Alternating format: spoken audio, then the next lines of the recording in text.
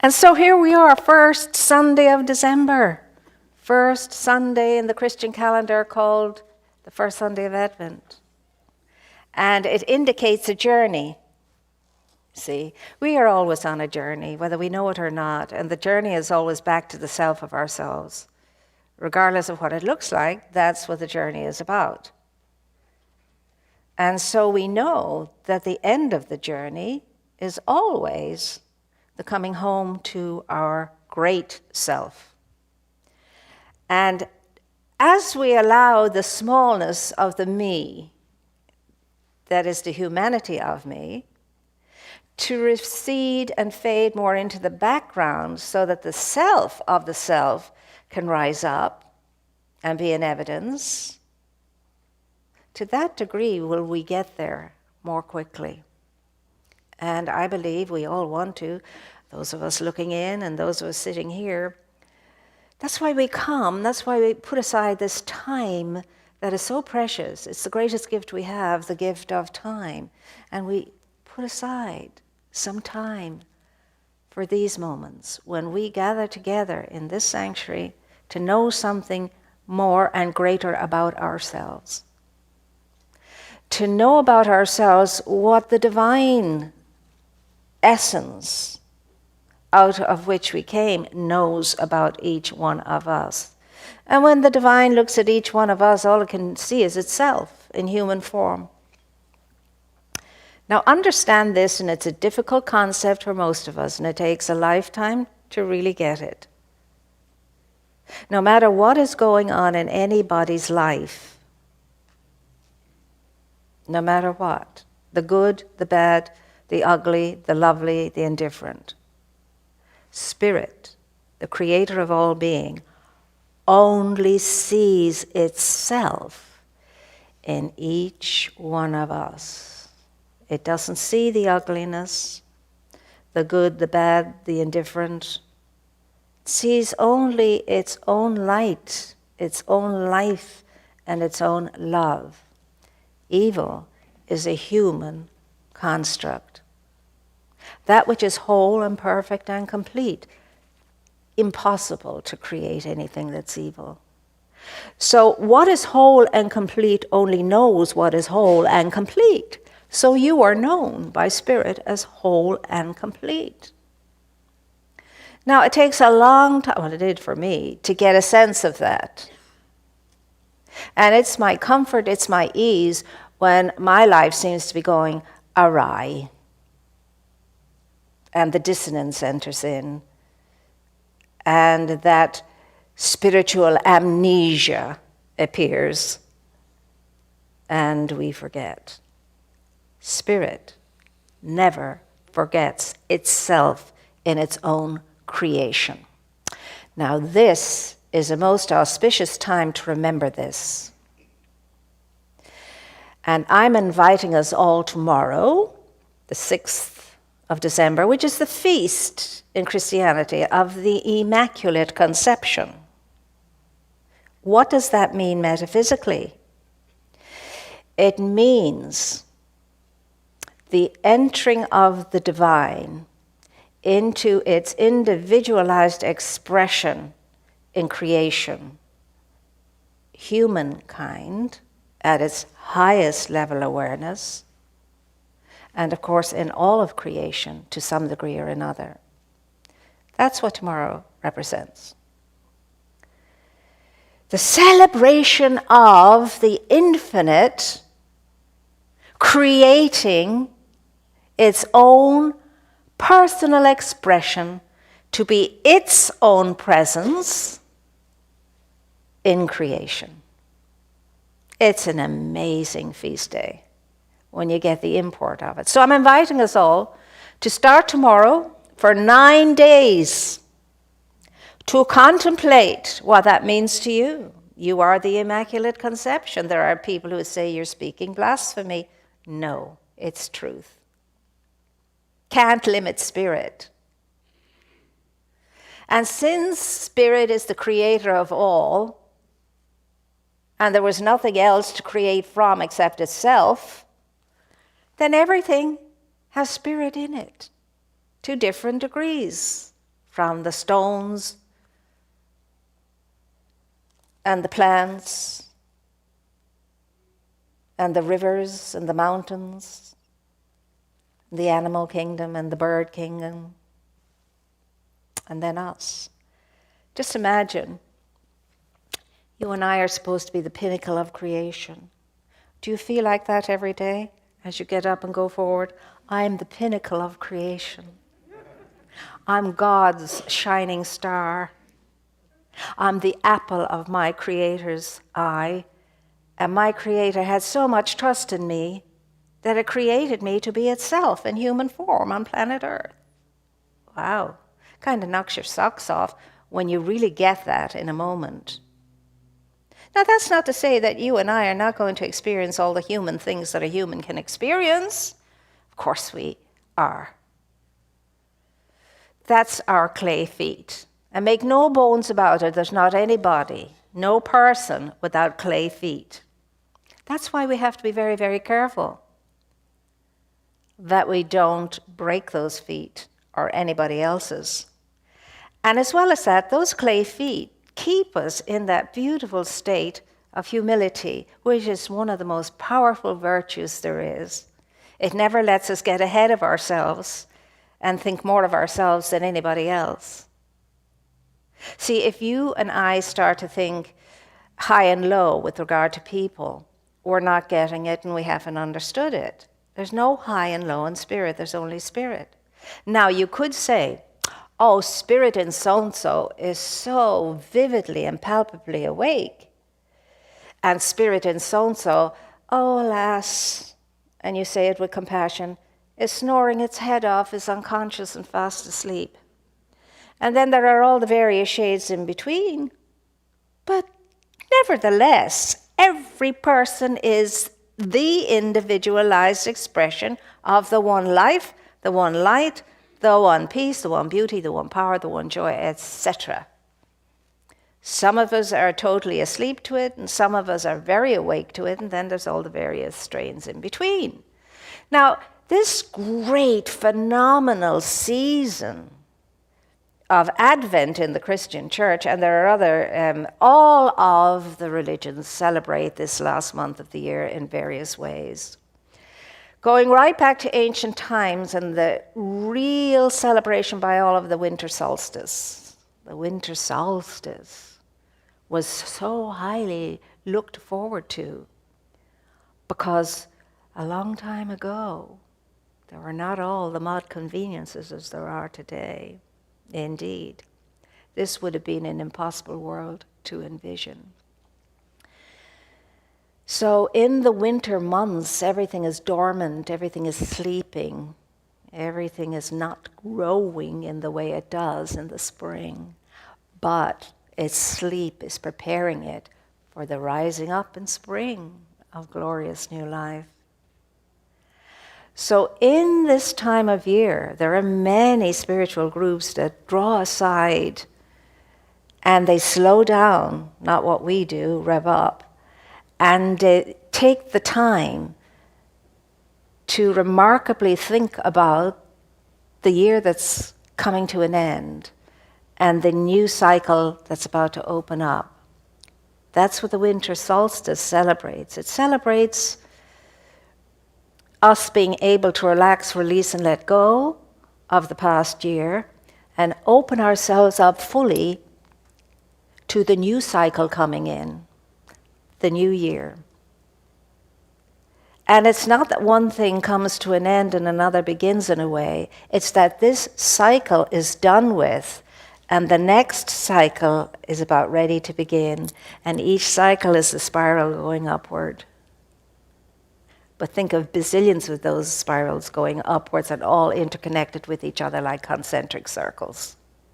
It's a glorious, metaphysical, awesome, spiritual time of the year. And all cultures celebrate it. All religions celebrate it in their own unique way.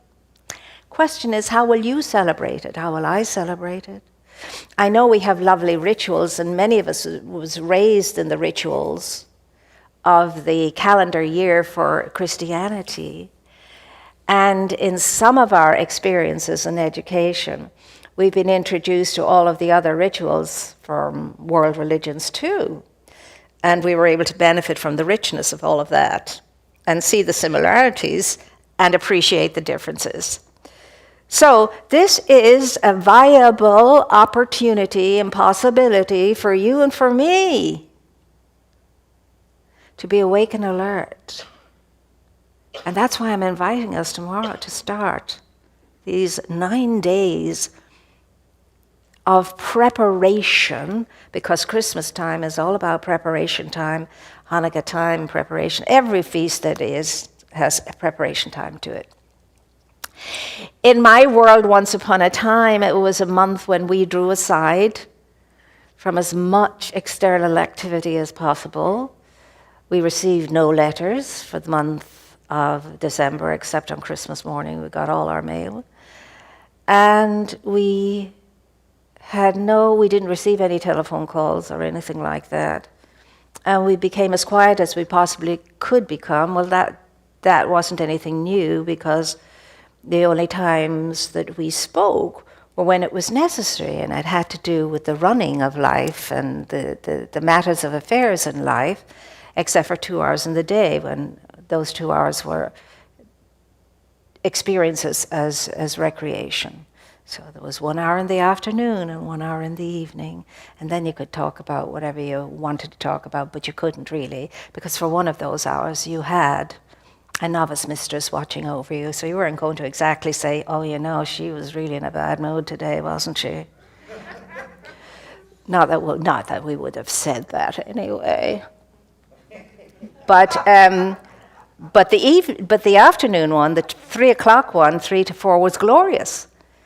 We always got to go for a walk, an hour's walk, and it had to be to the green patch and back. And the green patch was a fork in the road, kind of a little rectangular island. And we walked there and we came back. Hail, rain, or snow. And that was lovely, because you could be just yourself. And you know what we did mostly? We laughed, we joked, we sang songs. That's what we mostly did.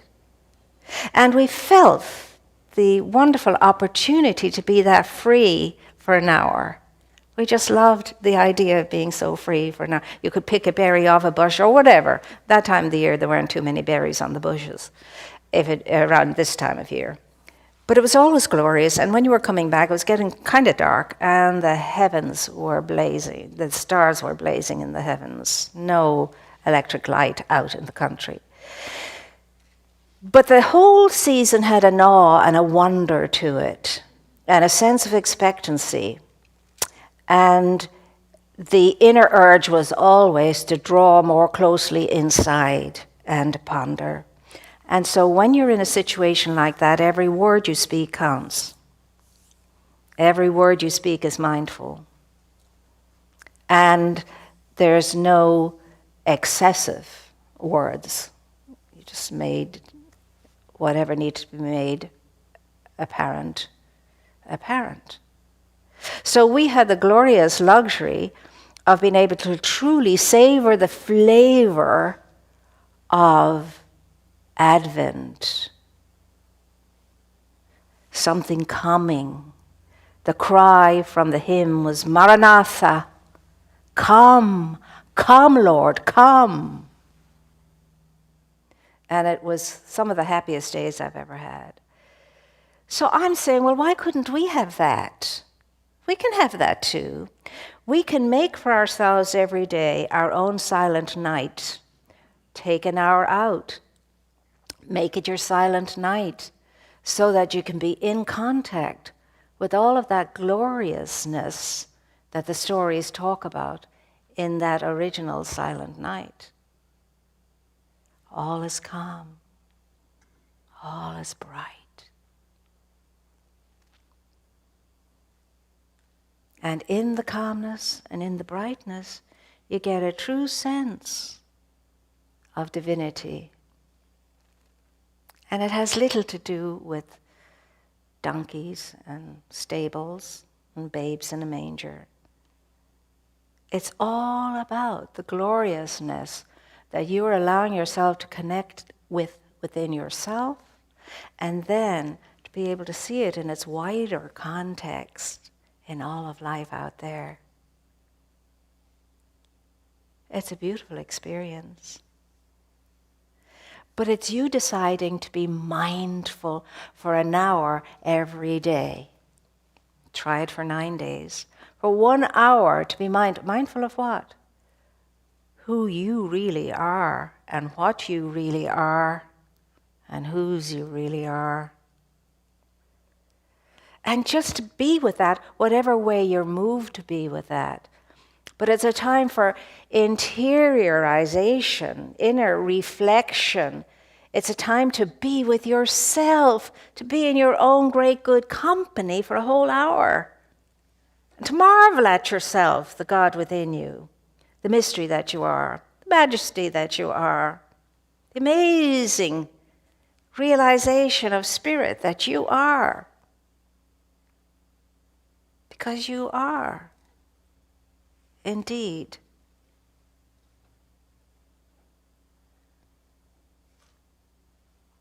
The moment where Spirit decided, I want to know myself by him, by her, by them. I want to know myself, experience myself as this individualized expression of me. Do you understand the privilege of that, the extraordinary happening that you are? It could have been some other aspect that Spirit individualized in, but it wasn't. It was you. And your greatest spiritual accompaniment was getting yourself born. You can't top that, and I often say it. You cannot do better than that. So the very fact that you're here, that you came into creation, speaks volumes about you. And it doesn't matter how awry your life has gone, or all the stuff and things in your life that's behind you that you could probably change if you had the opportunity. That doesn't matter. And it has no power over you now. It's in the past, it's behind you where it belongs, and it should be left behind you. Don't keep carrying it forward into the day and extending it into the future. For that to happen, what do you have to do? And you might think about that for the next 9 days. You have to forgive yourself. There's no one to forgive except yourself. No one to forgive except yourself. And you need your own forgiveness. And when you do forgive yourself, automatically within that is the forgiveness for every person, place, or thing, imagined or not, that hurt you or upset you or whatever in any way. And then you're open to experiencing the peace that passes understanding, the joy that is complete. And then you feel that abundance of life and living expressing itself by means of you, and fear dissipates itself and is no more. I'm not saying when you get there, you'll stay there until the rest of your time on this planet. I'm not saying that at all, because we are very much human too. However, I am saying once you get there once, it's enough, because you know what I've done once, I can do again and again and again and again and again. And so then when you do fall asleep, you step off your trajectory, and the moment you wake up, you say, oh, I decided, deliberately and consciously decided to stay on my trajectory, on my path, that leads back to myself, with capital S. So, okay, I'm glad I woke up. I'm glad I woke up. You don't berate yourself. Don't put yourself down, or anybody else either, for doing that. We just all fall asleep. Wouldn't it be lovely if we were that wise to be able to see that, and to be able to think that, and to be able to feel that, and not be perturbed by it, not get so affronted, not personalize everything, not get so annoyed with that sense of, how dare they? Don't they know who I am? Well, we do know who each one of us is, but you'd never think it, the way we behave ourselves. But we know it, and we've always known it, and it's what gives us no peace at all until we wake up and come home to ourselves. I'll say it over and over again. My favorite line in Scripture is, and he came to himself, the prodigal son. And he came to himself. There are powerful words. Once he came to himself, he realized his place, and he realized the sovereignty of his place. And his life was changed forever. Do you want to come to yourself is the question.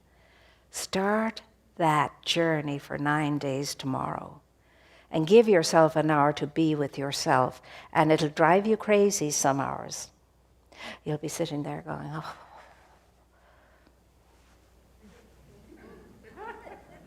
It's such a waste of time. Oh, I could be doing so many things. I could be going through my list. I could be blah, blah, blah, blah, blah, blah. And the same old human mind will endeavor to seduce you and draw you away from you being in your own presence, in peace and joy, in sweetness, in that sense that I'm more than I ever thought I was, and I'm certainly more than I have been, and I can now be that. I just have to want it enough, decide it deliberately, and then act as though it were so, and it will be so. Do you all agree? Yes. Oh my gosh, this week there's more than one voice affirming the truth that could set us free. Well, I am knowing it for you, so say with me right now. In this awakened moment, I am choosing to value myself, to take care of myself, to love myself as I have first been loved. And so I commit to spending 1 hour to myself every day so that I can know who I am, feel what I am, and then be what I am. I am spirit in action for the greater good. And so it is. That's wonderful.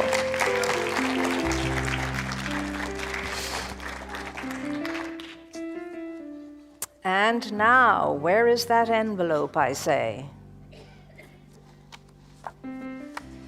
All right, la-di-da. All right, Reverend Catherine, she's the one that coordinates all of these. She'll make sure that I put my envelope on the plate. It's nice to have people to watch out for you. I delight in writing that little slip of paper. I actually delight in writing anything, like a bill or a check, although checks are not really happening too much now. But I delight in paying for what I need to pay for. And I say, thank God that I have the abundance of spirit with which to do that. And I've always done that even when I didn't know if my money would last for the whole month, because we used to be paid by the month when I was a teacher in England. And I always delighted in writing those things because I knew that most people on the planet couldn't do that. They didn't have that privilege. So I never moaned or groaned or bellyached about paying my bills, and I'm knowing you don't either. So let's take our wonderful gift bless that gift between our hands, even if we've already given it, and say, divine love consecrates my gift. It goes forth to heal, to bless, and to prosper. For all those who give and all those who receive, I rejoice in the sharing of my good. I release my gift with love. And so it is. So it really is. So relax now, and we'll listen to Reverend Catherine as she shares something wonderful with us.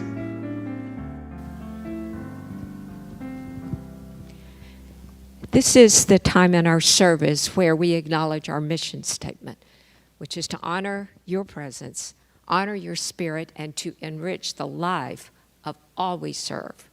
And this is a message in that spirit. When I first came to Redondo Beach, I had a basket full of complaints. Others had given up on trying to help me, and I found help here. I am very grateful to Science of Mind for changing my life, and I say this every day.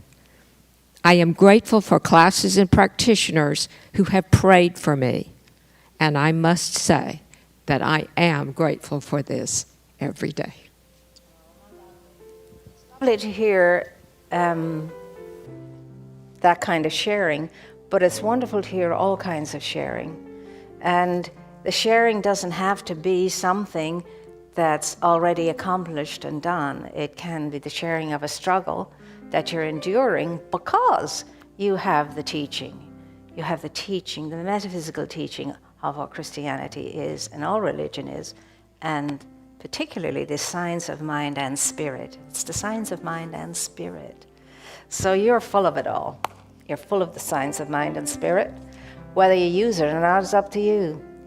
So have a beautiful week, and remember we're in Advent, and it means come, Maranatha, come.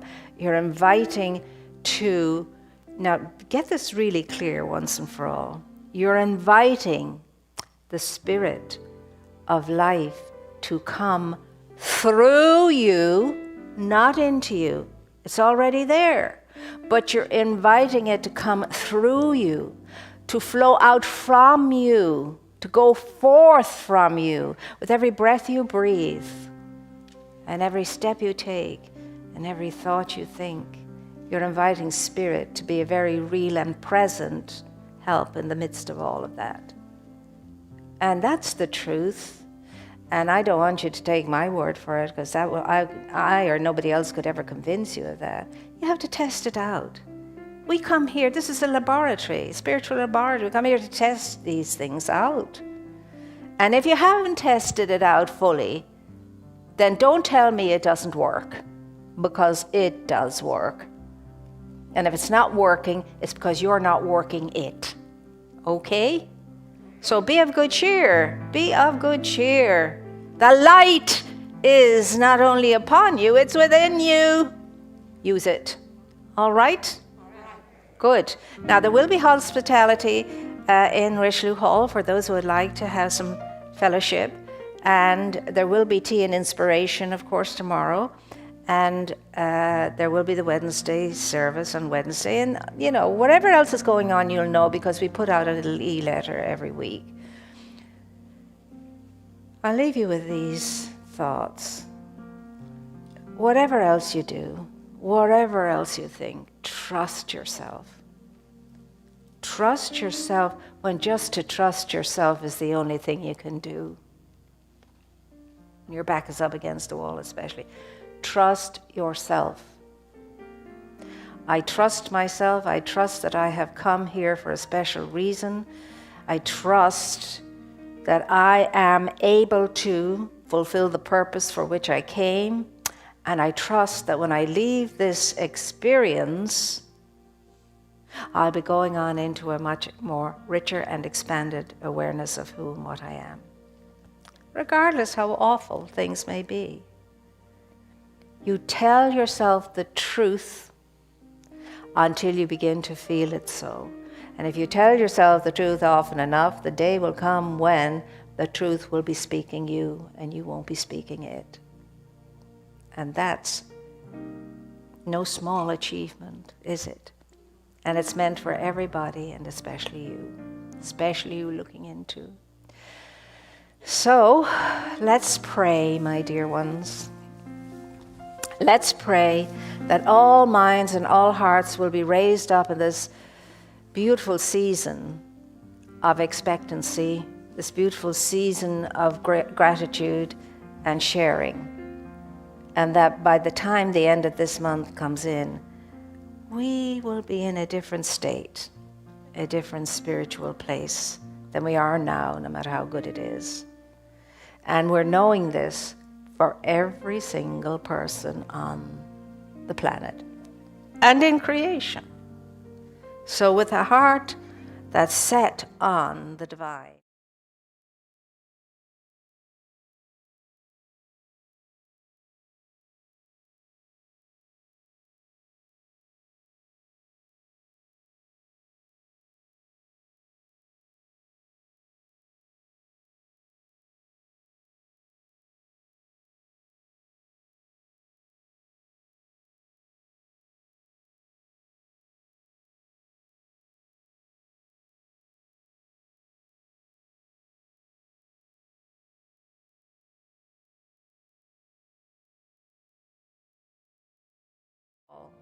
I move through my days with grace and ease, in peace and love, in health and wellness, in fullness and plenty, and in loving relationship with all.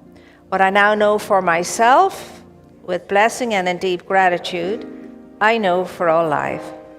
There is only God, there is only God, there is only God. And when you say that, know that what you're saying is, there is only God as me, there is only God as me, there is only God as me. And maybe if we said it that way, we might want to live up to it. Yeah?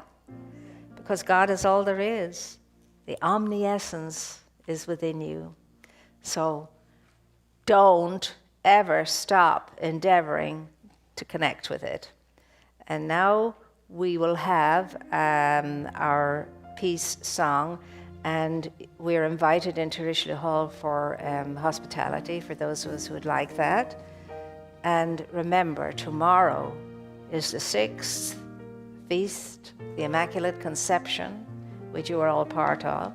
And because you were an immaculate idea in the mind of God, and you came out of the mind of God as an immaculate idea, pure idea. So that's worth, celebrating for 9 days, for an hour each day, 9 hours. Wonderful. I'm looking forward to it myself, and I can't wait for you to enjoy that and benefit from it. So, you know all that has been explained to you with regard to us sharing our goods and helping our families at Christmas to have a good Christmas, especially the children. It's always with the children in mind. We would love to be able to shop for them and buy personal things for them and all of that. But the people who are leading these programs say, at this time, the best thing we could do for people is to give them the gift cards so that they can provide for their families what it is they want to provide for their families. But in there, know that every child is going to be taken care of, because we started all of this with the children in mind. And we have some toys and things that from during the year, and we'll give them to the people too, and they'll be able to know who the most worthy in the sense of the ones in most need are, and make sure they get that. So thank you for your goodness and your kindness, your beautiful hearts, and your caring minds, and your giving spirits. Never for a moment think that we don't honor that and value that and appreciate that and prayerfully thank you in that, because we couldn't be ourselves without each other. We couldn't be who we are without each other. And every person matters, and every person is significant, and every person counts. So we're going to have our peace song now and fellowship in the hall.